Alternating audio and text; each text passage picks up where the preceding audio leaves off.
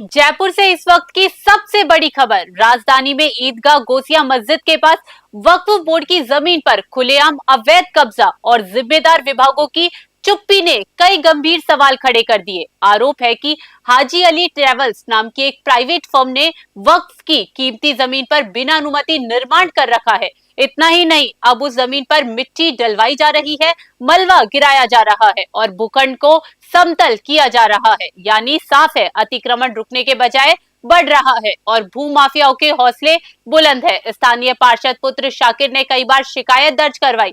लिखित शिकायत नगर निगम हवा महल जोन को भी दी गई, लेकिन कार्यवाही शून्य। नगर निगम की टीम मौके पर जाती है, कागजी खानापूर्ति होती है और फिर फाइल आगे बढ़ा दी जाती है। हवा महल जोन की उपायुक्त सीमा चौधरी का कहना है कि फाइल विजिलेंस विभाग को भेज दी गई है, अब यही कार्यवाही करेगा।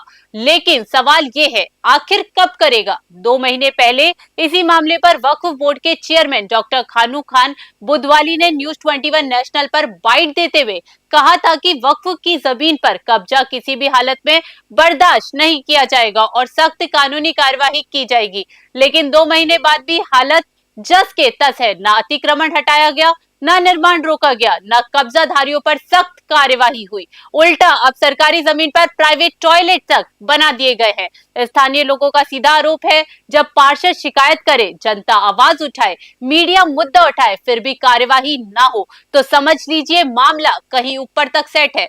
सबसे बड़ा सवाल, क्या नगर निगम हवा महल जोन और वक्फ बोर्ड की ये खामोशी भूमाफियाओं को खुला संरक्षण दे रही है? क्यों नहीं हो रही संयुक्त कार्यवाही? क्यों नहीं खाली कराई जा रही ये कीमती जमीन? जयपुर की ये जमीन आखिर किसके हवाले है, कानून के या कब्जाधारियों के? अब देखना ये होगा कि बयानबाजी से आगे बढ़कर क्या जमीनी कार्यवाही होती है या फिर फाइलें ही घूमती रहेंगी और अतिक्रमण बढ़ता रहेगा। न्यूज 21 इस पूरे मामले पर लगातार नजर बनाए हुए है। जयपुर से ब्यूरो रिपोर्ट।